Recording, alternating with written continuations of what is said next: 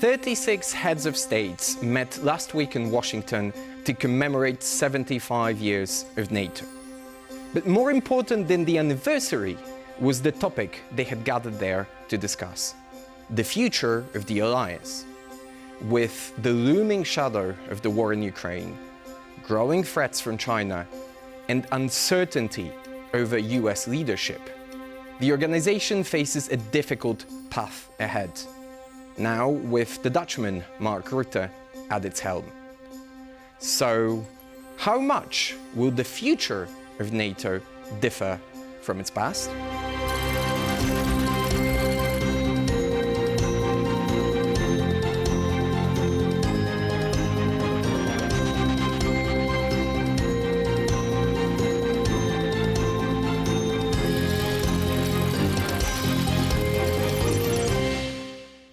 Good evening. My name is Mateusz Mazzini, and this is Wide the View. The term of Jens Stoltenberg as Secretary General of NATO is coming to an end this October. He will be replaced by Mark Rutte, former Prime Minister of the Netherlands, commonly referred to as the Trump Whisperer. His appointment is one of consensus and responsibility, not bravery and revolution. This is not, however, to say that the alliance does not face some tough decisions. During the summit in Washington, a lot was said, offered, even promised, especially to Ukraine. But questions begin to be asked. Is the West going to deliver? Let's take a look at the current state of NATO, 75 years after its establishment, in this next report. The full-scale invasion of Ukraine by Russian forces over 2 years ago triggered a number of unintended consequences. Among them was the expansion of NATO, which recently opened its doors to Finland and Sweden. The two formerly neutral Nordic countries felt threatened by Russia's growing imperialism in the Baltic Sea region. But while their armies had trained alongside NATO forces for years, their accession, and especially Sweden's, was far from smooth. Stockholm's candidacy was initially blocked by Turkey, whose leader Recep Tayyip Erdoğan accused the Scandinavian country of harboring Kurdish extremists. Viktor Orbán later joined in on the obstruction, demanding an apology from Sweden over its criticism of Hungary's political reforms. Both countries eventually backed down, but only after months of diplomatic bargaining, topped with defense cooperation agreements with the US. But troubles with enlargement aren't the only problems that have plagued the alliance in recent years. Russia's attack on Ukraine disclosed the painful truth about the bloc's military capabilities. In 2023, only 11 out of its 30 members were spending at least 2% of their GDP on defense. The number is projected to rise this year, but 8 member states will still fail to meet this commitment. Military aid delivered to Kiev has emptied out some of NATO's arms warehouses, especially in Europe. Local armaments manufacturers, often underinvested, have struggled to keep up with the growing demand.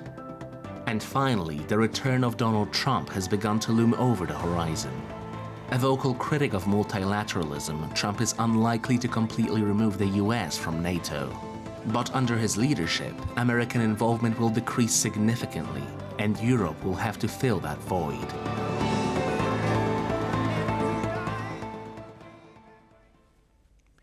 As the bloc is heading towards a change of leadership, faces some significant domestic tensions, and needs to Trump-proof itself, NATO leaders came to Washington last week. What did they discuss, and how will those decisions impact the future of the alliance? Joining me tonight, I'm pleased to say, to answer those questions is a very special guest for Wider View, Ian Brzezinski, Senior Fellow at the Atlantic Council. Good evening, Ian, and I want to begin with some general state of play right now. Before we dig deeper into the specificities of where we are right now with NATO and what was discussed in Washington, taking into consideration the broad themes, the looming threat of the war in Ukraine, expansionism of Russia, the uncertainty over the outcome of November elections in the US. Considering what was said, what was done, do you think that this was a successful summit for the alliance? Mitesh, well, it's great to be in the wider view, and I thought that was great reporting on the alliance. I think it was a fundamentally successful, but unfortunately not decisive summit. But let's step back a little bit and, based on your reporting, remind ourselves of two things. First, the alliance, NATO, is history's most successful military alliance. It won the Cold War without firing a shot. Ever since the end of the Cold War, NATO forces have demonstrated themselves unmatched on battlefields around the world. And that success is rooted in two things: the military capabilities the alliance brought to the battlefield, and second, the political resolve, the political will, the unquestioned readiness to use those forces to defend its interests. That was the core of the success of the alliance, and that's in part what we celebrated at the Washington Summit. But looking forward, the key test before the alliance today, the most urgent test before the alliance today, is what is it going to do to support Ukraine? This is key because the alliance has made clear, alliance allies have made clear that failure in Ukraine will lead to a wider war that will drag in NATO. And the good news is the alliance has the resources necessary to enable Ukraine to win this war decisively, quickly, and on its terms. When we look at it, the GDP of the alliance, of all NATO members, the 32 members, is $54 trillion. NATO allies spend $1.4 trillion on defense. That GDP is more than 25 times that of Russia. That defense spending is more than 10 times that of Russia. So the alliances have the overall geoeconomic, geopolitical, and military advantage. They have the tools they need. The question is whether or not they have the resolve to exercise that capability. You're very much. I'm gonna interrupt you here because you're very much anticipating my next question here, Ian. We know about the resources, we know about the numbers, but the big question mark has always been the political will. What we're getting out of Washington is this irreversible path, quote unquote, for Ukraine to join the alliance. We know that a straightforward declaration of membership was perhaps unrealistic, at least right now. But what does actually the irreversible path mean in practical terms for Kyiv right now? Well, we don't know, because that bridge to NATO, as they use the phrase, that irreversible term, doesn't give a timeline. It's really a commitment that's no different than what was rolled out in 2008 at the Bucharest Summit. So it's been 16 years of promises but no action. If the alliance was serious about Ukraine, it would have rolled out a strategy that unambiguously endorsed Ukraine's war objectives, that provide much more military weapons and security assistance to Ukraine. 40 billion is just enough for barely a year, if that. It would have involved, the strategy would have involved a rollout of even more intensified economic sanctions on Russia. Russia grew by 3% last year. So picking up on what you just said, 40 billion euros is the official financial commitment on behalf of the alliance that we have budgeted coming into 2025. Do you think that at this present point in time, with the challenges, especially political ones, that we're facing as the West, we could have promised more, or we could have locked in more support right now? We should be locking in more support. The reason why we're not is for political issues on both sides of the Atlantic. I mean, the fact is we spent about $73 billion in overall security assistance to Ukraine over the last 2 years. So $40 billion doesn't represent the magnitude of increase that's necessary to give Ukraine the tools to win. And it's not just a matter of security assistance. These other aspects of a comprehensive strategy need to be implemented, need to be exercised. That didn't come out of the alliance. So would you say, especially again politically, that seems to be this dimension that we're bouncing off constantly, there was a message of unity towards Kyiv that was projected out of Washington, and I'm particularly interested in your views on the position of Viktor Orbán inside NATO. We know that he came to Washington straight after his pilgrimage, first to Moscow and then to Beijing, and some analysts were actually asking questions: whose perspective is Orbán going to present in Washington? Is it going to be that of the West, or is it going to be that of somehow trying to build bridges with hostile powers? Do you think this is justified to label Viktor Orbán, even to some degree, a Trojan horse inside NATO right now? You know, Viktor Orbán is a fly in the ointment. You know, he's precluding the alliance from doing more. He's precluding the EU from doing more. But, you know, I don't know if he's having, quote unquote, a truly decisive impact on the alliance. I mean, fundamentally, alliance's hesitancy isn't rooted in Viktor Orbán. It's not even clear that Viktor Orbán spoke much about his great visits to Moscow and Beijing when he was at the summit. So the issue isn't Viktor Orbán. The issue is whether or not the allies, Washington and Berlin in particular, are willing to exercise the political will, the resoluteness necessary to lead the alliance, to take the actions necessary to enable Ukraine to win this war on its terms quickly and decisively. So maybe for purposes of intellectual exercise, do you think that NATO, considering that a big chunk of decisions inside the alliance still needs to be done with unanimity, that the alliance should develop perhaps instruments, formal, semi-formal, be it informal, to circumvent Viktor Orbán, just like the European Union is doing right now with the Hungarian presidency? We have had Ursula von der Leyen coming out to say we will ignore some of the actions that they're doing because they go directly against the European Union's principle. Should NATO be ready to do the same? You know, there are many ways that the alliance can move around Viktor Orbán. In some ways, they're doing that. Look at the example of the training and assistance center. Hungary won't be involved in it. Look at the assistance commitments you're making. Hungary won't be involved in it. So you can get around problems like Viktor Orbán. But I would not flirt, I would not play around with the consensus rule in NATO. That is the glue that binds the alliance. It may make it sometimes more difficult to get to decisions quickly, but it is the root of the unity. And if you undercut that, you'll probably start creating fractures within the alliance that will be irreparable. Ian, thank you very much for this very first part of our discussion and this behind-the-scenes analysis of what happened in Washington. We know where we are right now. Now let's focus a little bit on what's next for the alliance. The main military threat to the Western world is Russia, but it's hardly the only one. With China recently running joint drills with the Belarusian army, it has become evident that NATO needs to be prepared to counter multiple adversaries at different types and risks in its neighborhood. Our next report takes a closer look at some of these challenges. Just as NATO leaders were about to touch down in Washington, a concerning piece of news began to make headlines in the West. The governments of Belarus and China had announced joint military exercises near the Belarusian city of Brest. That's less than 3 kilometers from the border of Poland and NATO itself.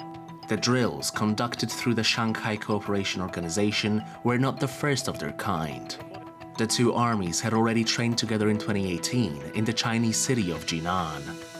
From a military standpoint, the recent exercises were rather insignificant. It's hard to imagine a direct military confrontation between NATO and China, or even a proxy war. But in political terms, the drills sent a dangerous message. In recent years, cooperation between Beijing, a hostile totalitarian power, and a number of European countries has intensified. Chinese agents of influence have been discovered at the heart of European politics, in Berlin, Brussels, and London. The next few years will also reveal the technological challenges facing NATO. Independent of the outcome in Ukraine, Russia is likely to remain a major threat. A conventional invasion of NATO territory may never occur, but Moscow will continue to pursue hybrid warfare. Its war against the West has a major cybersecurity dimension that will require heightened vigilance on the part of North Atlantic allies. Information security will be critical as well, especially in the age of generative artificial intelligence. Autonomous military technologies, GPS jamming, and a growing dependency on private manufacturers only add to the ever-growing laundry list of digital threats. Which ones will become the priorities? Mark Rutte needs to decide that himself, sooner rather than later. So, Ian, there's an overarching consensus, especially among the Democratic Party establishment, it seems, that a possible return of Donald Trump to the White House will be disastrous for the Ukrainian cause, but also pretty much for the whole of NATO. But I wanted to ask you, how disastrous really? Can we even take seriously any of his declarations about, for instance, forcing Kiev into peace talks on Thursday in office, or even pulling out of NATO, knowing his chaotic track record in foreign policy and pretty much any policy making during his first term? You know, we know what he did during his first term. We know what he'd been saying during his campaign. During his first term, he threatened to pull out of NATO. He created a ruckus at NATO summits. But the fact of the matter is, he actually increased U.S. military force presence in Central and Eastern Europe, including in Poland. He actually increased our presence in Germany.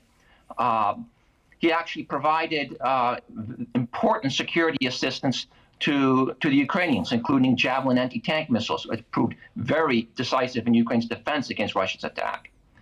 And we also know he continues to rant about his frustration with European burden sharing, questions NATO's values, and such. So it's hard to predict. My sense is that if you have to look at his 100-day agenda when it comes to foreign policy and Europe, I don't see him attacking NATO again and pulling it out. He, in fact, has been trying to claim credit for the increased burden sharing by Europeans. I'm worried about what he would do with Ukraine, because he's been promising a peace a day after his election, so to speak. And that peace sounds like something that could involve forcing Ukraine to accept territorial concessions. That would be a disaster for European security. That would be a disaster for NATO. So if not Trump, perhaps someone else. And it's very fortunate that we have you on the line during the Republican Party convention that's going on right now in Milwaukee, because the most recent news coming out of US politics is obviously Trump's vice presidential pick, and that's going to be Junior Senator J.D. Vance. And I'm going to quote here, for purposes of our discussion, a recent report by the European Council on Foreign Relations that labels J.D. Vance the chief isolationist of US foreign policy. How important, if important at all, will that appointment be for what's going to happen in US politics in 2025 and onwards? You know, it's hard to predict because some vice presidents have played more important roles than others. It looks like that J.D. Vance has a very close relationship with Trump. It looks like Trump admires J.D. Vance and sees him as kind of his next generation leader for his vision of the world. So J.D. Vance could bring a significant influence to Trump foreign policy and maybe reinforce some of his skepticism about NATO and maybe reinforce his instinct to try and do something quote unquote decisive to end this war quickly. But do you think he will actually have any position of influence inside the White House, or is this just going to be, well, colloquially speaking, a patsy or a nomination that has to be filled but with no real impact on, especially on foreign policy? You know, whether one agrees or disagrees with J.D. Vance, he's an extremely talented politician. He's very articulate, and he's got very strong views. So I imagine he would play a fairly significant and influential role across the board in the Trump administration. Well, on that note, let's move away from Trump, at least for a little bit in our discussion, and move to another big headache looming on the horizon for NATO, which is China. We have heard in our recent report about the joint military drills conducted between Chinese and Belarusian army only 3 kilometers away from the Polish border, which is obviously effectively NATO border. Do you think, in frank terms, that the advancements, political intelligence-wise, made by Beijing in recent months, perhaps years, warrant NATO to label China as a threat in very official terms? Absolutely, and that's what NATO basically did at the Washington Summit in the strongest terms to date.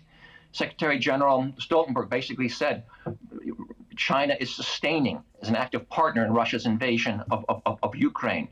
So NATO has a China problem. But I would step back and look at the broader picture. We've entered an age where we have three major contingencies, violent contingencies underway. We have an all-out war in Ukraine. We have spreading violence in the Middle East, and we have increased brazen Chinese aggressiveness in the Indo-Pacific. And these three regions and their crises are all interrelated because they are driven by collusion by a number of revanchist, hegemonic, authoritarian regimes: Russia, China, Iran, and North Korea. And the alliance needs to recognize that it has to address this problem. These are interrelated problems, and now NATO is going to have to take on a broader global agenda. And if I could, I would say the new Secretary General has got three primary objectives, or he should have three primary objectives.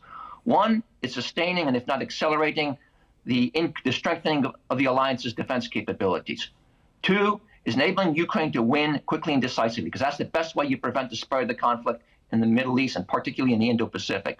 And third, he has to figure out what role the alliance will play, what needs to be a comprehensive transatlantic strategy for the Indo-Pacific.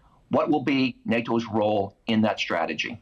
So I'm going to play the devil's advocate for a little bit, especially in relation to your recent point. Some critics say NATO is going to be overstretched. NATO doesn't have the resources. NATO doesn't have the political coordination to be able to tackle all of these threats at once. So we need to prioritize, not even for three main topics as you outlined, but perhaps for one.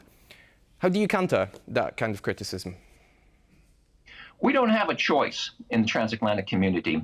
We need to be acting together in both the Indo-Pacific and in the Euro-Atlantic theater, in the North Atlantic theater.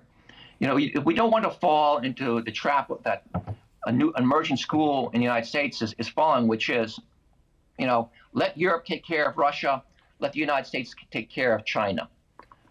That's a recipe for transatlantic disengagement, and it certainly precludes us from leveraging the full powers of the transatlantic community in both theaters. And for NATO, it doesn't mean Europeans have to have a decisive force in the Indo-Pacific, but it does mean they have to have enough of a military presence to demonstrate they have skin in the game, so to speak, that they will be exercising all their other resources in support of transatlantic interests, in collaboration with the United States, if all of a sudden some sort of conflict should emerge in the Indo-Pacific. We talked about the US, we talked about China, but there's Europe in between those two superpowers. And there seems to be a growing consensus among the European diplomatic community, foreign policy experts, that independent of what's going to happen in the November elections, Europe needs to US-proof or Trump-proof itself. And on the one hand, that might not be a very bad thing, because Europe needs to step up its military capacities and especially military hardware production. But on the other hand, can it be even done in such a short time span? Well, one, I wouldn't steal from my friend Ben Hodges, General Ben Hodges, his phrase, you know, don't use the word Trump-proof. I mean, if Trump becomes the next president of the United States, if Europe's relationship towards the United States, its engagement of President Trump is going to be driven by Trump-proofing it, that's a recipe for real disengagement and real friction. What the allies need to be doing is thinking about what do they need to do to strengthen the transatlantic community? What do they need to do to carry their share? What do they need to do to ensure the security of transatlantic interests? And that would probably lead them to do three things. One, accelerate the increase of their defense spending, the strengthening of their military capabilities. Number one, that's of course a top Trump concern. Two, doing what they can to ensure the Ukrainians win this war quickly and decisively. Trump likes to hang out with winners. If Ukraine is losing when he takes office, it's going to reinforce his disdain for Ukraine. It's going to reinforce his disdain for the Europeans, his criticisms, his perception of the Europeans as freeloaders. If Ukraine is winning, he's going to want to be part of the winning team and take credit for it. And then the third thing is, Europeans need to figure out what they can do to develop a comprehensive strategy with the United States for the Indo-Pacific. And that has to include a military dimension in an appropriate way. That's how you ensure the long-term survival and success of the transatlantic community and NATO. A very sober assessment, past, present, and future of NATO. Ian Brzezinski, Senior Fellow at the Atlantic Council, was our guest. Thank you, Mateusz. Mark Rutte is going to assume the post of NATO Secretary General with an impressive to-do list on his desk. Much of the alliance's immediate future will depend on his own style of leadership. But some aspects of it, like the role of the US after the November elections, will be beyond his control, which serves as a painful reminder that alliances are as strong as the trust among its members. Thank you very much for joining us tonight. Despite the summer holiday season, we will continue to tackle very difficult problems on the show. So make sure to tune in next Thursday for a discussion on the European policy towards migration. Thank you very much and good night.